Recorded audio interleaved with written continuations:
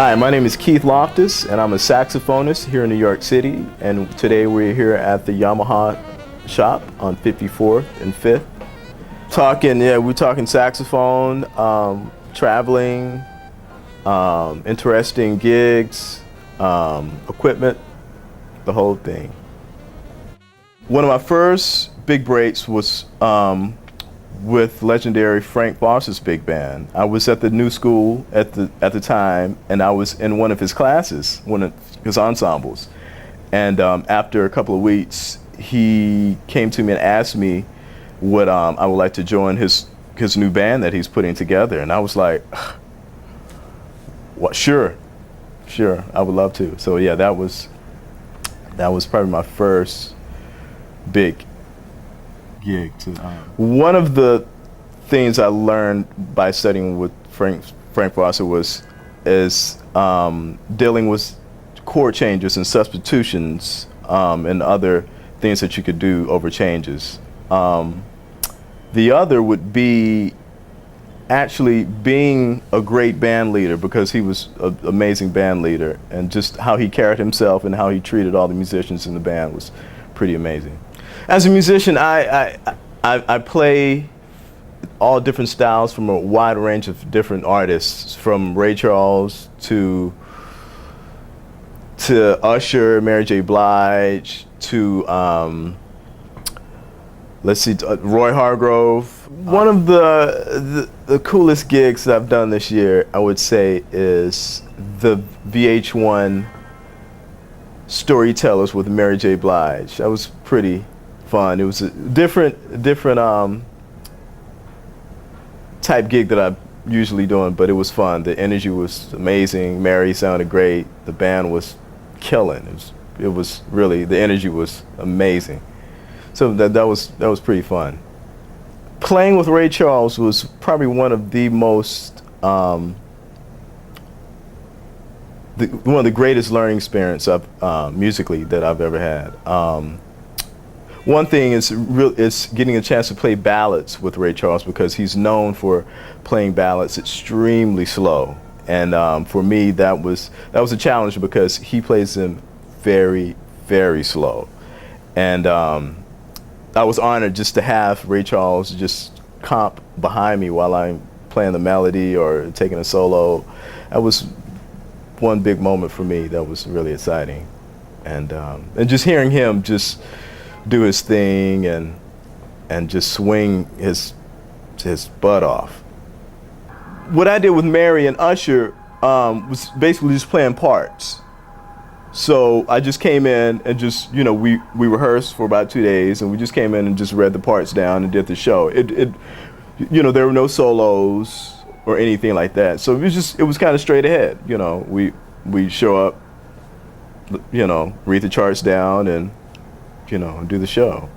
A little bit different experience than, say, playing with Ray. Yeah, with Ray, it was so musical, and I had the opportunity to take a lot of solos. I was one of the featured soloists with Ray's band, so to totally shift gears. One of the big differences in doing a pop gig is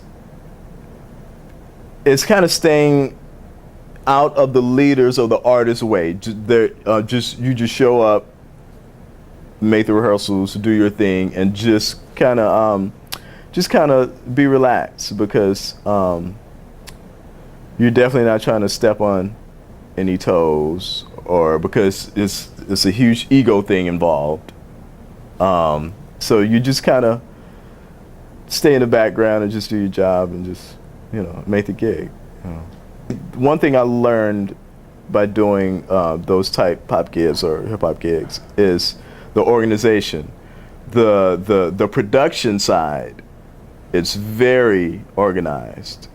That's one thing I really learned, and just seeing like the artists like Usher and Mary, how their process of getting to their artistry, that was pretty amazing to see see how that unfolded. Two of my biggest influences, I would say, would be John Coltrane and Charlie Parker. And there are a few others. Wayne Shorter, good friend of mine, Ralph Moore, who's on the Tonight Show. He influenced me quite a bit. Dexter Gordon, Johnny Griffin, Ben Webster. All of those influences that I've just talked about is really a part of my concept and my being. I love playing ballads, I love playing pretty, and I love just playing tunes that swing and groove. That's what I do.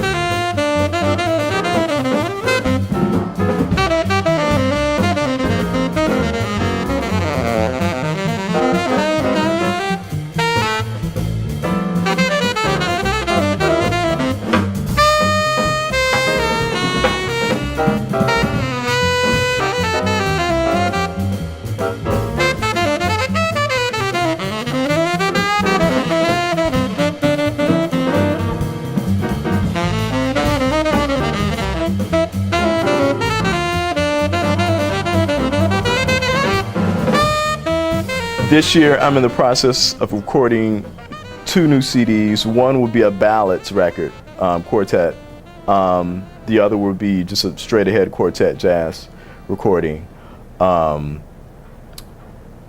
those are 2 things to look out for that I'm really excited about. My first project that I did actually was recorded in Singapore. I was there in 1998 for 4 months, and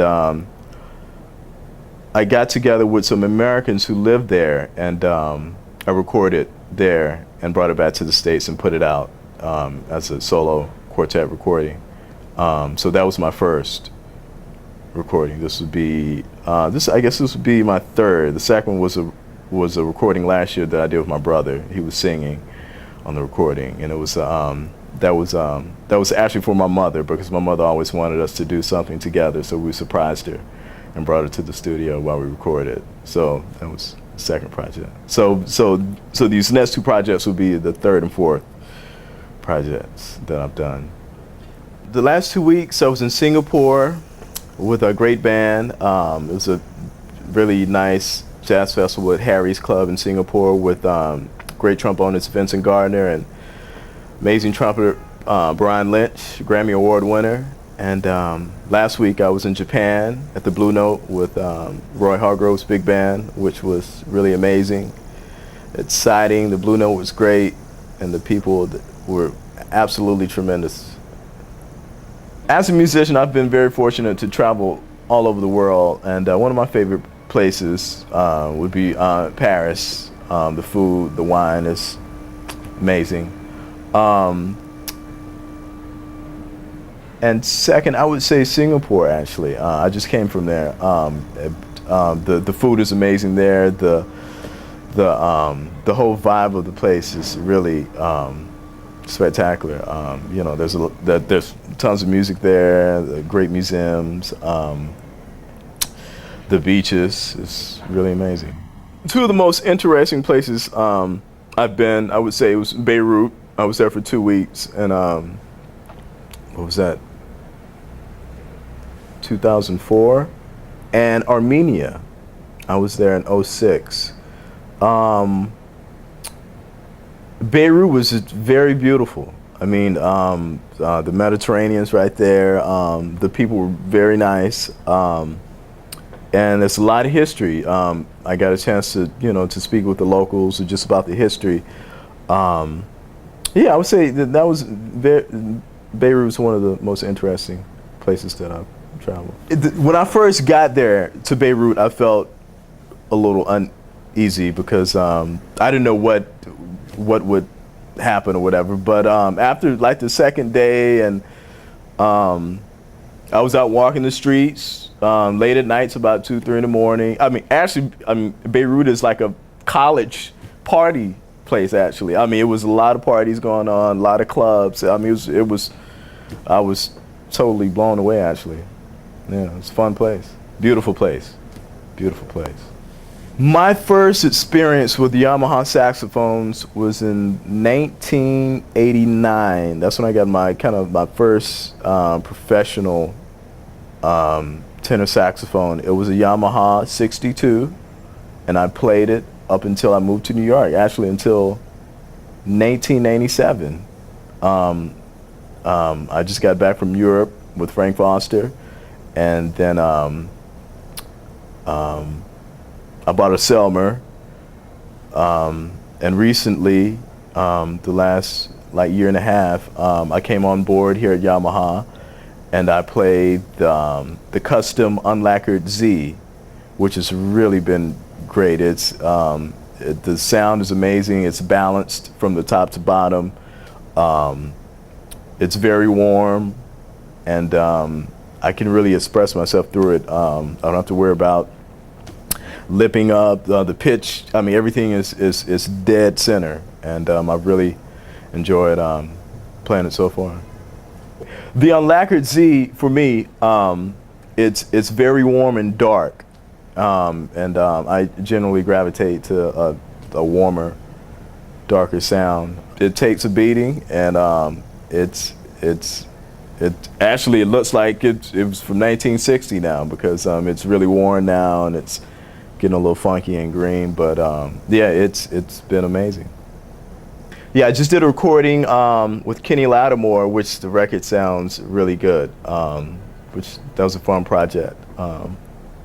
So yeah, I'm in most of the time in a jazz setting, but I'm in the hip hop setting. I also do film scoring. I have music that was placed in a movie called Three Can Play That Game with Vivica Fox. So yeah, I'm here in New York City. I'm doing everything basically that a musician can do.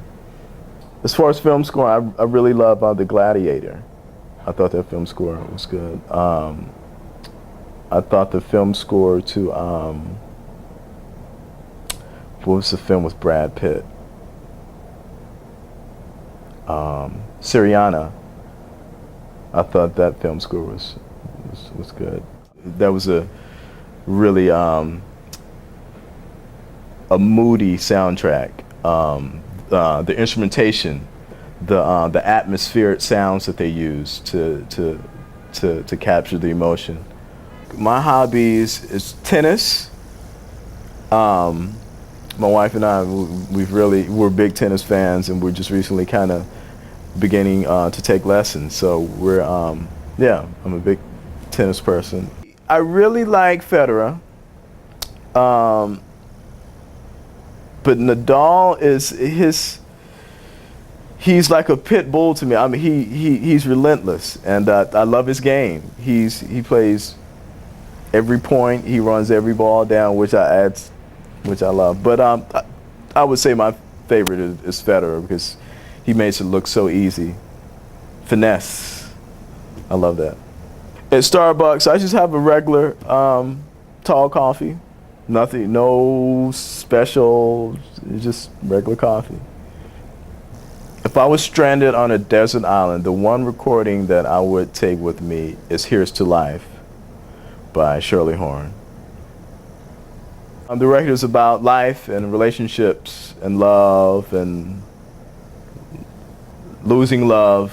It's just a beautiful record. Well, the arrangements, the string arrangements were absolutely beautiful.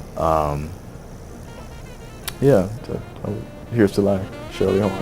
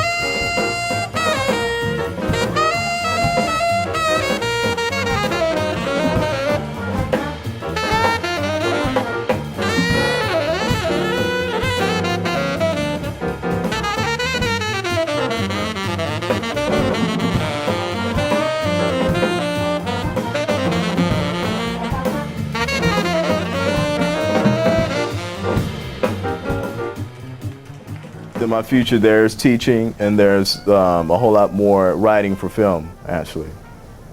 And playing. I mean, I just love juggling. I mean, that's just loves and passions that I have, and it's great to have those to juggle around. And